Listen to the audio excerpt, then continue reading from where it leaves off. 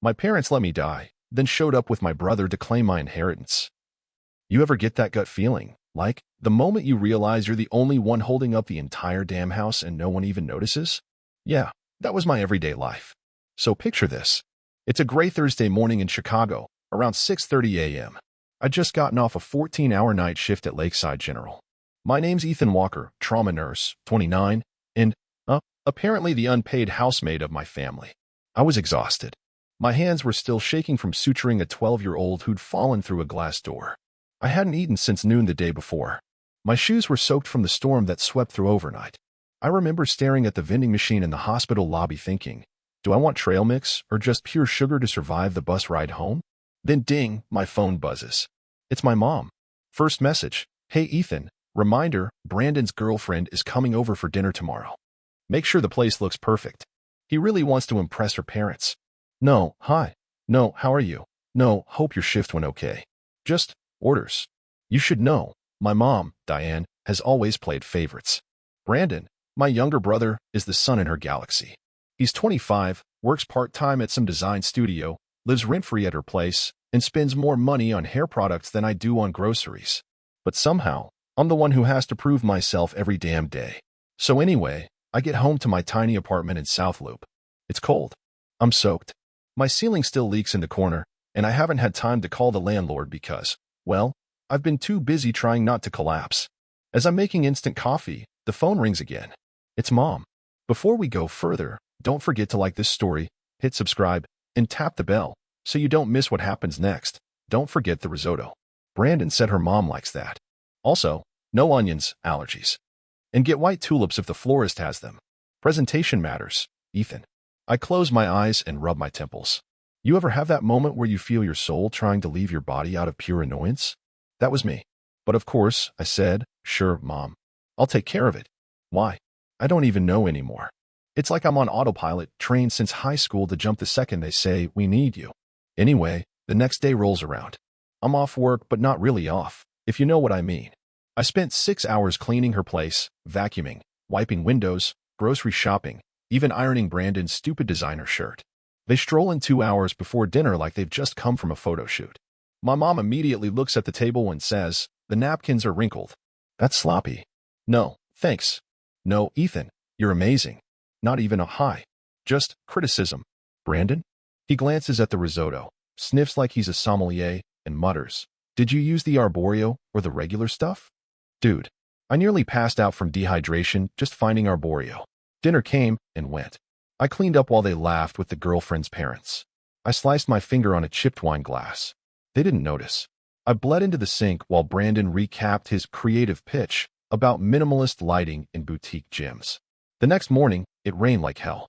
I got a text from the hospital. Someone called in sick. Could I cover a night shift? Guess what I said? Yeah, I'll be there. Because where else do I matter? I worked until dawn. Walked home with my scarf pulled up and hands shoved into my coat, numb from the cold. My eyes stung from lack of sleep, and I was picturing my bed like it was some sacred altar. And that's when it happened. Just a few blocks from home. Broad Street. I was crossing, looking both ways like you're supposed to, when this truck, it came out of nowhere. I remember the headlights. And the sound. It wasn't like in movies, you know? No dramatic music. Just metal and rain and glass. Then nothing. Darkness. Like, absolute silence. Next, my own mom said she was too busy to cancel her spa appointment. While I was in a coma, you won't believe what she said when the hospital called her. You ever wake up and not even realize you're alive? I didn't. At least not right away. The accident put me in a medically induced coma. Multiple fractures. Internal bleeding. Liver damage. Severe concussion.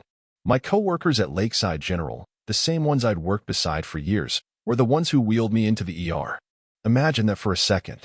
Your body's broken in 6 places, you're unconscious, and the first people to recognize you are your coworkers. Not your family. Not your mom. Not your brother.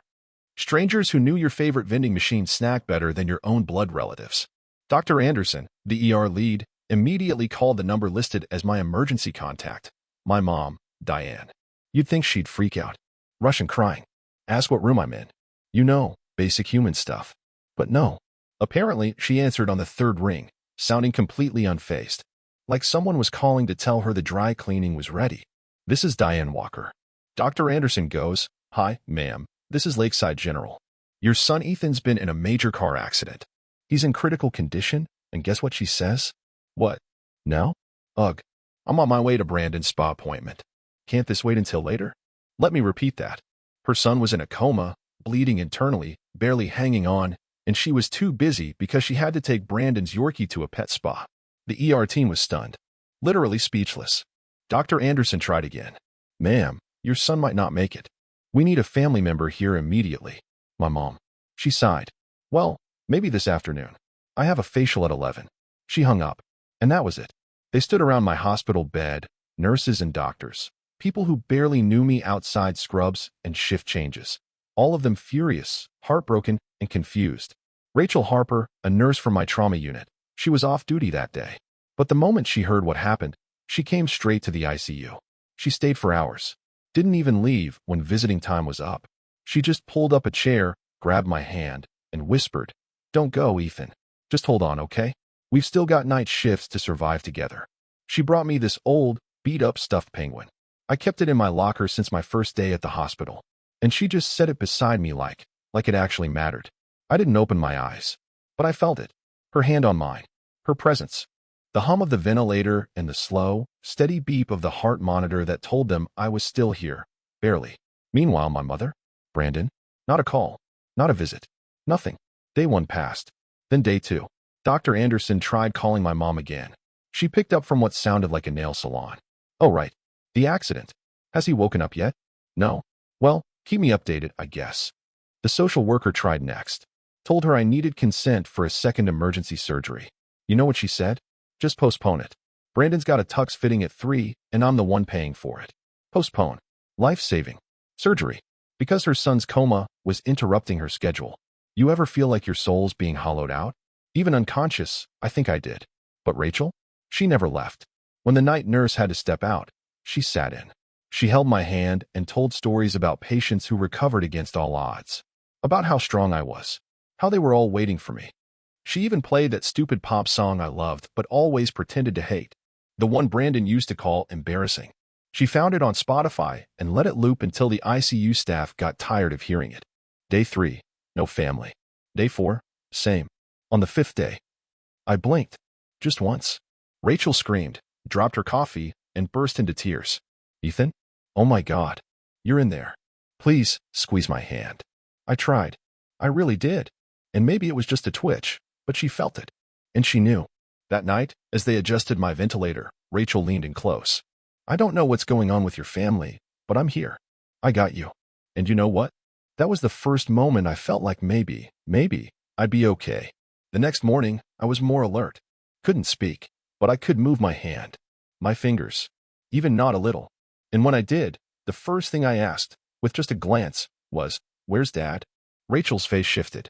Quiet. Hesitant. Your mom didn't tell him. Ethan. He doesn't know. And that's when it hit me. My father, David, wasn't in Vancouver like Mom claimed. He was just a few states over. He would have come. He always came. But she lied. To him. To me. To everyone. And she let me almost die without saying a single word. Next, she lied to my dad about my condition. So he wouldn't come back. You won't believe what I found out when Rachel helped me track him down. You ever realize you've been living in someone else's version of the truth? That's what it felt like. Waking up in that hospital bed, staring at the blank white ceiling, thinking about how the hell my dad, the one person who always had my back, hadn't even called. I kept playing his last voicemail over and over in my mind. He'd said, If anything ever happens, Ethan, you call me. I don't care where I am. I'll be there. That was 3 weeks before the accident. I thought he was in Vancouver working on a long-term project. Mom told me that. Hell, Brandon backed it up too. But now Rachel was standing at my bedside, telling me he doesn't know. I could barely form a thought, let alone words. But she understood. She always understood. She gave me a notepad and a pen. I gripped it in my shaky, half-numb hand and scrawled, Find Dad. Please. Rachel nodded. I'm on it. It took her almost the whole day. She started by calling his company, the Seattle-based tech firm he consulted for. But his assistant, Lorraine, told her something that changed everything. Mr. Walker's not in Vancouver anymore. He's been working remotely from Chicago since last week. I felt my chest tighten, not from the trauma, but from that slow, bitter realization my dad was in the same state. a short flight away, maybe even a drive. And he had no idea I'd been hit by a truck, thrown into surgery, and was lying comatose for 5 days. Rachel didn't say much. She just squeezed my hand and whispered, "Your mom lied to him." She made sure he stayed away. You know that quiet rage? The kind that simmers under your ribs, not the explosive kind. Just that slow burn that tells you your world's been built on a lie? That's what I felt. Rachel finally got through to Lorraine again and told her the truth. Everything. An hour later, the ICU phone rang. It was my dad. Rachel held the phone next to my ear. I couldn't talk yet, but I listened. "Ethan? Ethan, I'm so sorry. I just found out. Why didn't anyone tell me?" Jesus Christ. He was panicking, breathing heavy. "I thought you had the flu. Your mother said you were just out sick from work." I trusted her. I felt tears falling, my hands shaking. Rachel said gently, "He's here. He's hearing you." My dad's voice cracked on the other end. "I'm coming. I'm on my way. Just hang on, son." That was the moment I knew I hadn't been crazy all those years. I wasn't the problem. I wasn't overreacting. My mom had deliberately kept him out of my life during the worst moment of it, and I wasn't done finding out how deep it went. That night, I asked Rachel to bring me home, not my own apartment. Not yet. I wanted to go back to their house, the one I grew up in. I told her I left some papers behind, but truthfully, I needed to know what else they were hiding. So around 8:30 p.m., I slipped into my childhood home with the old spare key. No one had changed the locks. I moved quietly through the back, like a ghost. Voices were coming from the living room. I heard my mom first. "He still thinks David's in Vancouver. That girl is too damn obedient.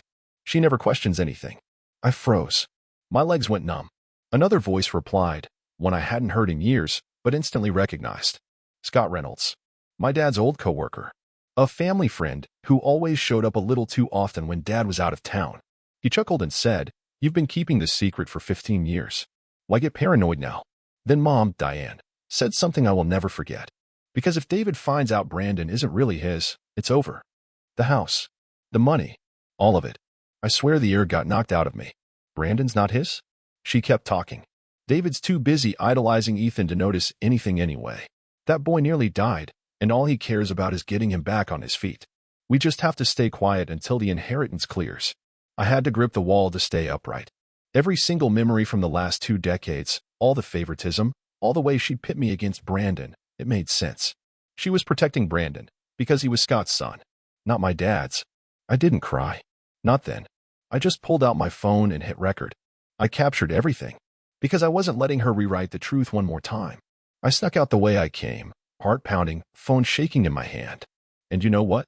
I smiled, because for the first time in years, I held the power. Next, my mom had a 20-year affair and hid the truth from everyone. She played the long game, but she didn't count on me waking up. You know that moment when everything snaps into focus? When the weight of the last 2 decades suddenly makes sense? That was me, sitting on Rachel's couch in her tiny apartment at 2 a.m., listening to the audio I just recorded. My mom and Scott Reynolds, laughing over wine in the same living room where we used to open Christmas presents. I'd spent my whole damn life cleaning up their messes, running errands, organizing family dinners, keeping Brandon out of trouble. And now? Now I had proof I'd been played like a fool from the beginning. Rachel sat next to me, quiet but steady. She didn't ask a ton of questions. She didn't have to. She just looked at me and said, "So, what are we going to do with it?" I took a deep breath and said, "We're not just going to burn the house down. We're going to salt the earth." The next few days were a blur of adrenaline and cold, calculated rage. I wasn't looking for revenge. I wanted the truth to be undeniable. First, I saved the recording. Multiple copies, cloud storage, flash drives, backup email. Then, with Rachel's help, I went back to the house under the excuse of getting a few more things. While I was there, I grabbed a used cotton swab from my dad's old shaving kit he'd left behind months ago. And from Brandon's room, a brush with some of his hair. Rachel knew someone at a private lab in Denver. No questions asked. 3 days later, the DNA results came in. One line. One brutal sentence. Paternity probability, 0%. My hands didn't even shake. I just felt numb. Like my body had known this for years, but my brain was finally catching up. It wasn't just the DNA. Rachel also helped me dig through my mom's email. Turns out she'd been emailing Scott through a hidden address for years. The messages were pathetic, talking about how David still believes Brandon is his legacy and how they have to keep things quiet until the house is paid off. One even said, "If David finds out the truth, I'll lose everything." You, the house, the credit cards, and the status. I've built this life from scratch. No, Mom. You build it on lies. The last piece was the letter. I wrote it slowly. Took my time. Every word was measured, intentional. Not angry, just real. Dad, 2 weeks ago I almost died. And the whole time, I waited for your voice. But you never came, because Mom lied. She told the hospital I had the flu. Told you I was overseas. Told me you wouldn't care. But I think you always did. And I'm sorry you're finding out the truth like this, but I can't live in silence anymore. I included the flash drive with the audio, the email printouts, and the DNA report. Then I packed it in a thick envelope, addressed it to my dad's consulting office downtown, and signed it simply, "From your son, the real one." Rachel dropped it off for me. I stayed home that day. Didn't go near my phone. Didn't check the tracking. But I knew the moment he read it. Because the next evening, the doorbell rang. Rachel opened it, and there was my dad, David Walker, standing there in a black coat, no luggage, no umbrella. Just his briefcase in one hand and fire in his eyes. I could barely sit up straight, but he walked right past the kitchen and dropped his briefcase on the coffee table. "Ethan, I got your letter. All of it." He looked at me, not broken, not sad, just clear. "I'm sorry. I should have known. I should have asked more questions. But I let Diane convince me I was the problem. And that's on me." I tried to speak, but he shook his head. "You don't owe me forgiveness. You just deserve the truth." Then he reached into his coat and pulled out another envelope. Inside, divorce papers. Already signed. She's done. The house, the money, the credit, she can keep what's left of the fantasy. I'm done building castles on sand. I looked at him, my father, the man who had missed my accident, my coma, my recovery, not by choice, but by manipulation, and I felt something loosen in my chest. "You believe me?" I asked. He nodded. "I believe you more than I've believed anyone in years." He sat down across from me and asked, "You want to come home?" I shook my head. Home doesn't exist anymore. But I'd like to build something new. He smiled. A real one. The kind I hadn't seen since before Brandon was born. Dad found out everything. And came back swinging divorce papers, DNA results, and a truth bomb that shattered the golden child fantasy. The moment my dad walked into that house, it stopped being a home and turned into a courtroom. No lawyer. No judge. Just truth on one side and decades of lies on the other. He showed up the next morning, dressed in charcoal gray, no tie. Calm, but not the quiet kind, the deadly kind. The "I've seen the evidence and I'm not here to debate" kind. Mom answered the door holding a crystal glass like she always did when she was playing Queen of the Suburbs. Brandon was on the couch with his laptop, probably editing another nonsense design pitch about mid-century modern Zen fusion.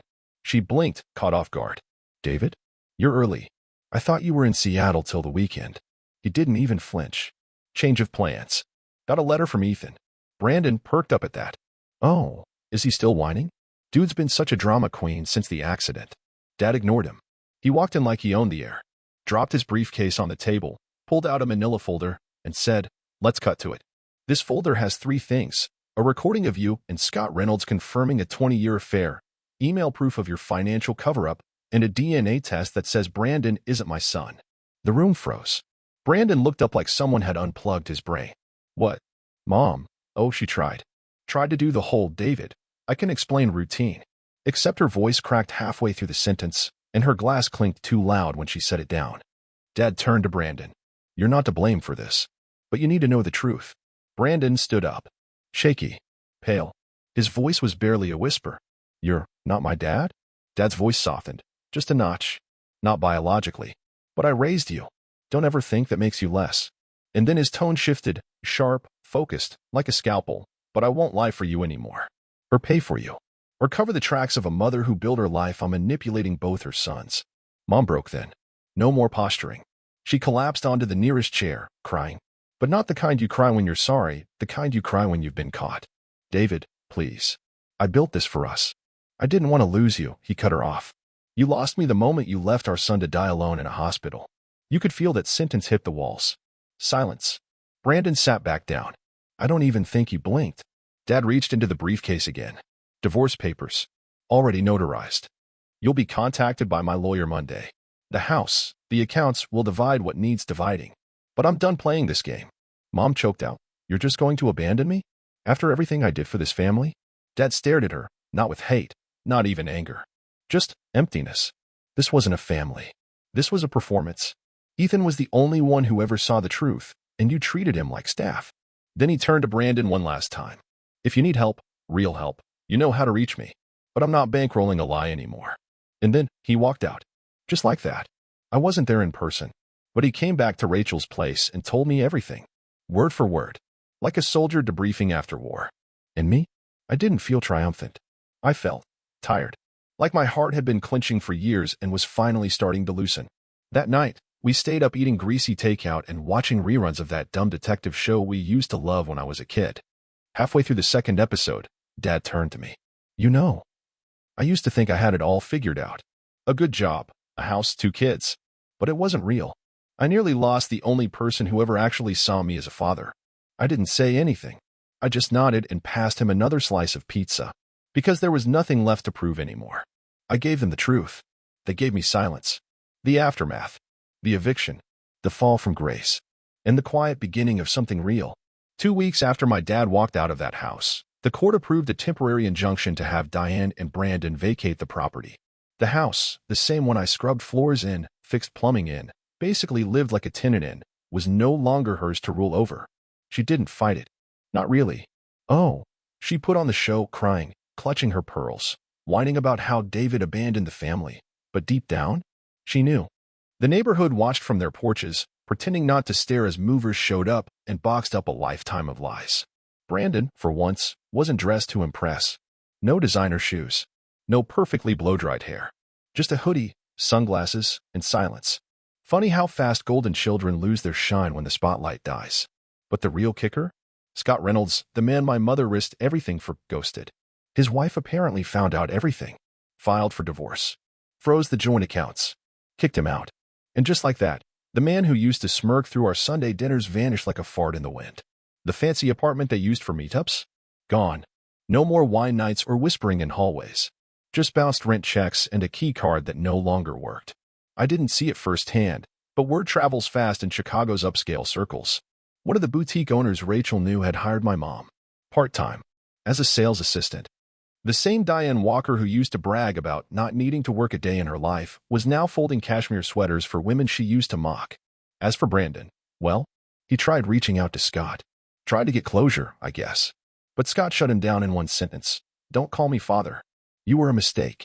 I don't need a reminder. That wrecked him. According to the girl at the boutique, Brandon came home that night and screamed at our mom like a madman. Threw a chair, smashed a plate, asked her over and over, why didn't you just tell me? Why'd you lie until I was nothing? She didn't answer.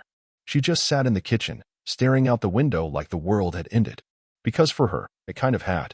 No house. No husband. No secret lover. No money. No control. Just a son who finally saw her for what she was, a woman who burned down her family tree to keep one branch alive. But me? I was free. 2 months later, I moved with my dad to Denver. Just the two of us, in a modest apartment near City Park. It wasn't flashy. The wallpaper peeled a little, and the neighbors were noisy on game nights, but it was ours. He turned down an executive offer in Seattle to work remotely and spend more time here. Said, careers change. Sons don't. We repainted the walls ourselves. Hung up old photos that used to sit in drawers. He even let me build a bookshelf from scratch. Said I could fill it with whatever I wanted, not just med textbooks.